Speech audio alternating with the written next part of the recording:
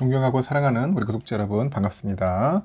여러분의 천만 라디오 최 회장입니다. 불금인데 늦은 시간 여러분들께 마지막 방송하고 마무리 짓도록 할게요.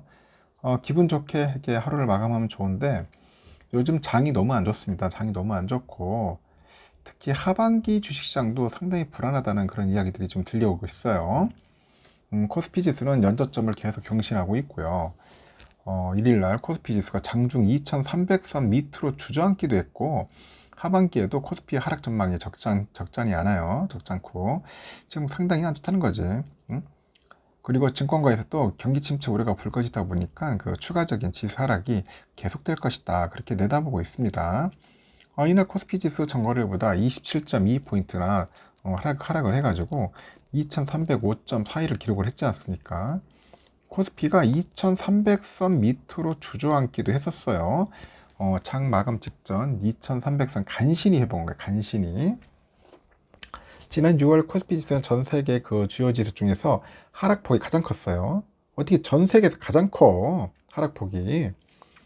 한 달간 코스피 지수가 13.29%나 하락을 했는데 아시아 증시에서 그 중국의 상하이 지수가 6.8% 상승했어. 중국은 상승을 했고 일본 니케이 지수는 3.88% 정도 빠졌죠. 우리만 미친 듯이 빠졌다는 거죠. 증권가에서도 올 하반기부터 코스피 지수가 3천선을 회복하기 힘들 거라고 합니다. 증권사별로 제시한 하반기 코스피 지수 밴드가 보니까 그래요. 뭐 IBK는 2,400에서 2,850, KB는 2,200에서 2,750, NH투자증권 2,400에서 2,850, 대부분 이래요. 대신증권 2,580에서 2,870. 한번 표를 보시면은 여러분들 대략 아실 겁니다. 이렇게 보면은 그나마 높게 보는 데가 이제 삼성증권 이번에 이제 좀 폭이 넓지만은 2,500에서 3,000까지 보는 것 같아요.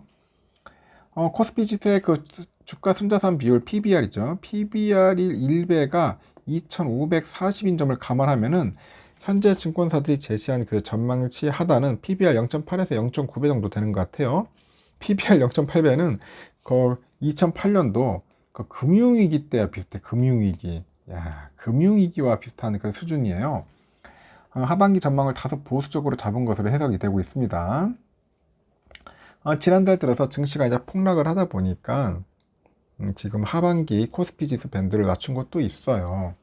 그래서 한국투자증권에서도 당초 코스피 지수 밴드를 2,460에서 3,000 사이로 제시를 했는데 경기 둔화에 따른 그런 이익 감소 그리고 한국은행이 금통이죠. 금통이 여기 적극적인 긴축 행보를 고려해가지고 밴드 상하단을 모두 낮췄습니다.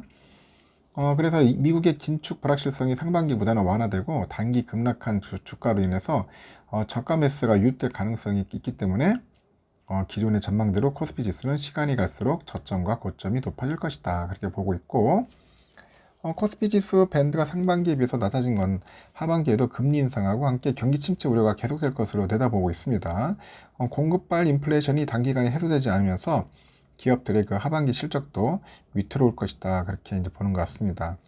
아울러서 러시아나 우크라이나를 둘러싼 그 정치 지정학적 리스크도 여전히 증시 변동성을 키울 만한 요인으로 작용하고 있고요. 증시에 영향을 주는 그 대외 변수들이 계속해서 영향을 주면은 추가적인 코스피 지수 하락도 가능할 것이다. 그렇게 보고 있는 것 같습니다. 현재 그 NH투자증권에서 그래요. 공급만 개선 지연 때문에 그런지 기업들이 매출 실현 기회를 놓치고 있으면서 그 인플레이션에 대한 그 실질적인 소득 감소가 예상된다고 하고 있는데 미국의 금리 인상으로 인해 가지고 금융 상황이 긴축적으로 변하면서 하반기 경기 모멘텀이 둔화되지 않겠나 그렇게 보는 거예요 지금. 그리고 또한 하이투자증권에서도 글로벌 경기 침체와 인플레이션에 따른 그 비용 증가로 올해 기업 이익 전망치가 추가 하향할 가능성이 상존한다. 추가 하향할 떨어질 수 있다는 거겠죠. 그 낮아진 원화 가치로 기업 이익이 이제 방어내고 있어서 지수 하락폭은 좀 제한되지 않겠나 뭐 그렇게 보고 있는데 하여튼 뭐 그렇게 썩 좋지는 않게 보는 것 같아요. 지금 보니까 그리고 오늘 또 보니까 또 그 금융 당국에서 담보 비율 관련해 가지고 그 면제를 해주고 공매도 특별 점검을 한다는 또 그런 이야기도 있더라고요. 하여튼 글로벌 경기 침체 우려 때문에 그런지 코스피 지수가 이제 2,300선을 하회하는 등 이렇게 변동성이 지속 확대되니까 이제 금융 당국이 증시 변동성을 완화하기 위해서 이제 조치를 내놨습니다. 그래서 3개월 동안 이제 증권사의 그 신용 융자 담보 비율 유지 의무를 이제 면제를 해주고 그 상장사의 일일 자기 주식 그 매수 주문 수량 한도 제한을 완화시키면서 공매도 특별 점검하겠다 뭐 그런 것 같아요.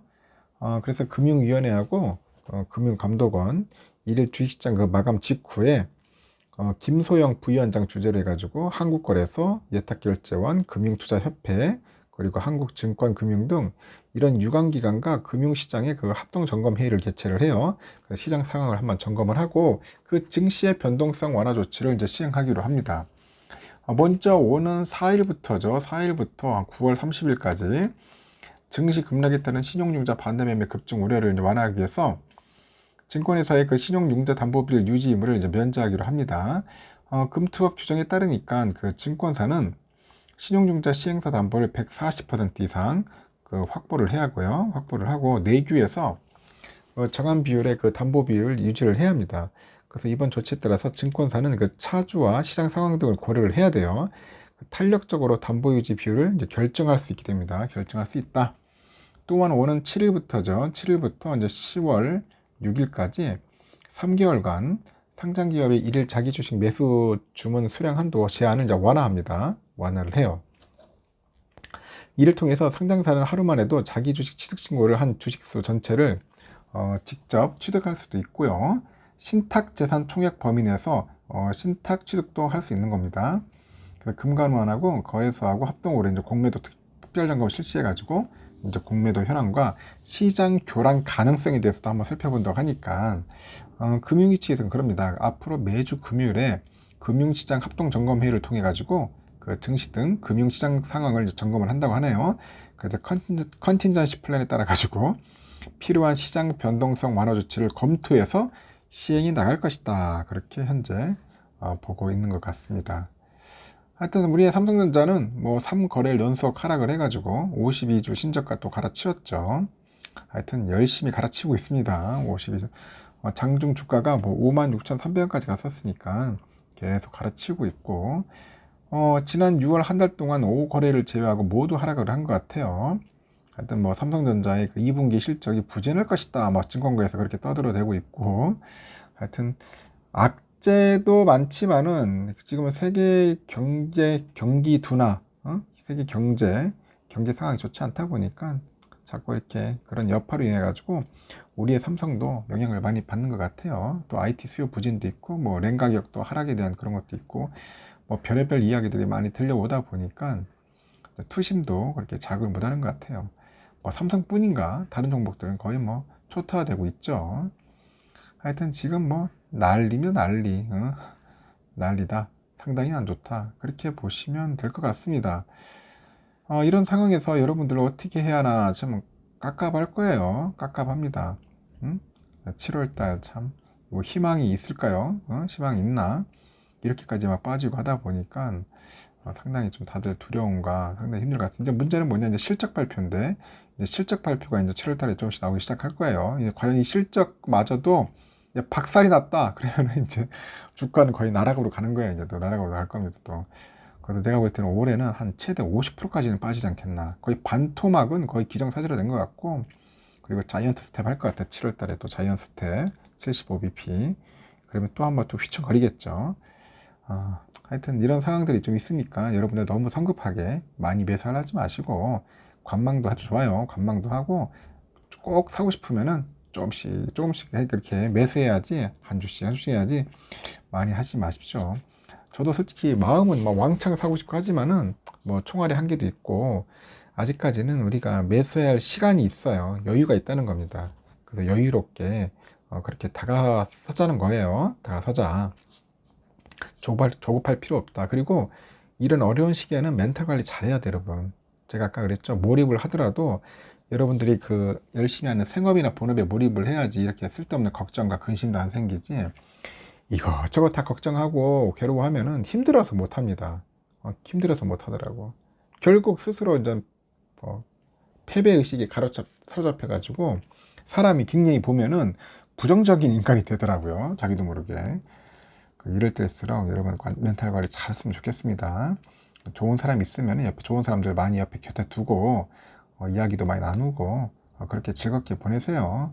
결국 사람은 사람을 통해서 많이 이렇게 뭔가 변화가 있더라고요. 하여튼 편안한 시간 보내시길 바라고 즐거운 시간 갖길 바라겠습니다. 재밌게 보내다가 편안하게 꿈나라로 가시고요. 저도 꿈나라로 가서 내일 아침에 뵙도록 하겠습니다. 여러분 굿나잇.